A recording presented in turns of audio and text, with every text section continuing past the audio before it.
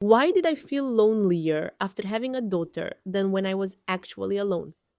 This question haunted me for months, especially after my baby turned 1 and we were already living here in Italy. Theoretically, I was never so accompanied in my life. I had a baby who needed me 24 hours a day, my husband was always around working from home, and several phone calls from family and friends wanting to know about the new life here. But even so, I still felt like I was in a bubble, as if there was a glass between me and the rest of the world. And the worst part, no one talked about it.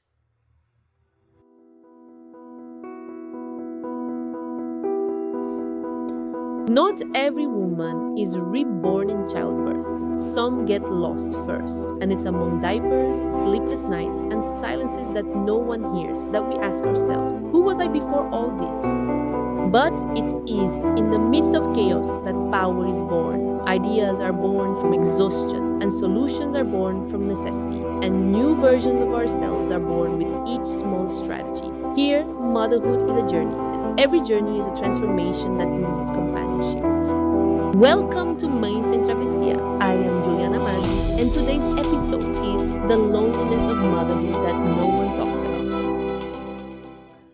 Today, I want to talk about loneliness in motherhood, the kind that doesn't show up in Instagram photos, that doesn't have a pretty name, but is all too real for so many of us. Maybe you think this feeling is related to moving to another country, and maybe it is, but I was never attached to family in the traditional sense that people are used to. My parents really raised me for the world.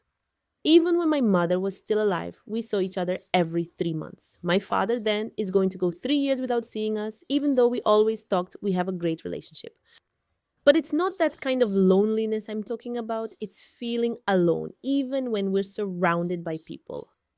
If you're also feeling this way, this space is yours. In the first months after Camilla's birth, I had a routine that was delightful for me.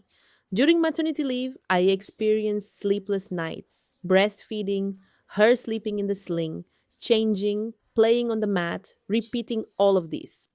And in the midst of that, I really felt immense joy. It was so good, but it was also extremely exhausting. My emptiness didn't arrive postpartum, it came much later. When Camille turned 1 year old and we had already been living here in Italy for more than 6 months. That routine that was once so wonderful started to weigh heavily, and then I really felt lonely. That's when I realized there is a huge difference between being accompanied and truly feeling connected. I had people around me, my husband, friends who talked to me almost every day, but I felt disconnected from myself and therefore ended up disconnected from others as well. I think that when we become mothers, especially in the first few months, 90% of the conversations revolve around the baby. How the baby slept, what he ate, if he nursed, if he took formula, if he is developing well. And you gradually start to disappear from these conversations. For me, there was that, but no, it wasn't something that hurt me much. For me, it was part of it. What was really difficult came much later, when the mind slowed down, when everything is resolved and you realize you no longer know who you are. I think I was caught up in the rush of moving countries and having to resolve so many things that I didn't think much. When it slowed down, it was like, oops, but who am I in this process? And you know what usually makes this worse for all mothers? The guilt. The guilt of feeling alone with something so perfect in your arms.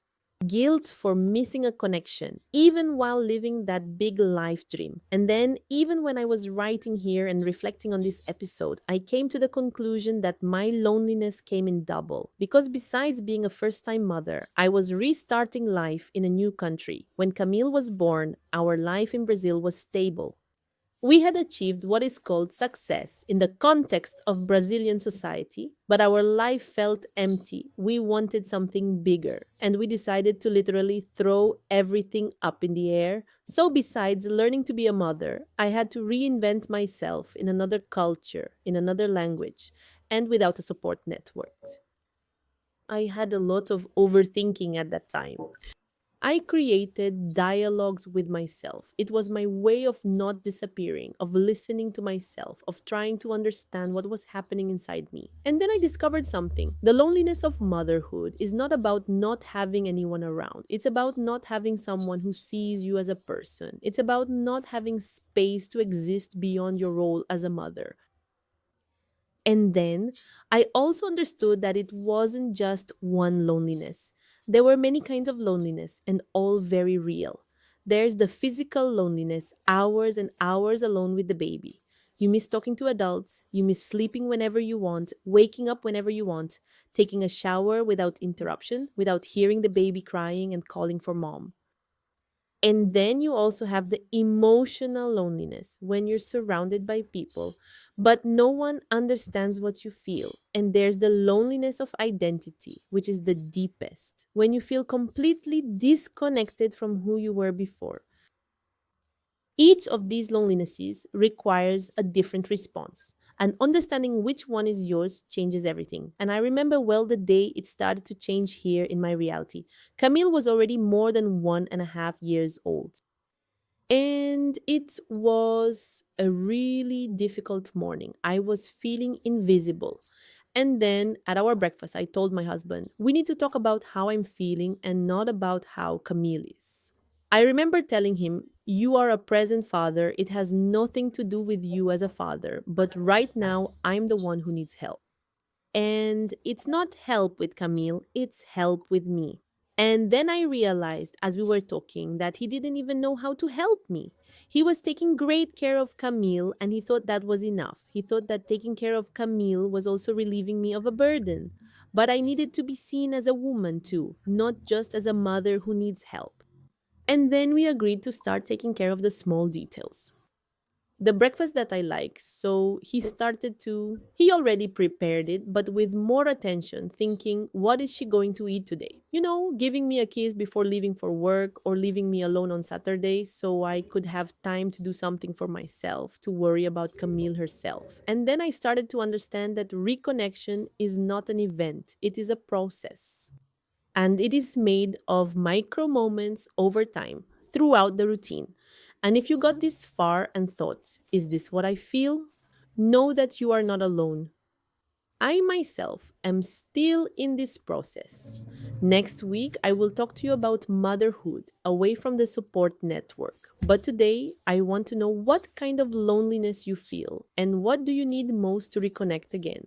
Feeling loneliness in motherhood does not make you a bad mother, it makes you human. And humans need connection. If this conversation touched you, there's more. In the first episode, I shared how I felt lost as a woman after giving birth. If you haven't seen it yet, start there. I'll leave the link here for you to watch as well. And if you want to continue this journey with me, subscribe to the channel. We'll meet in the next episode.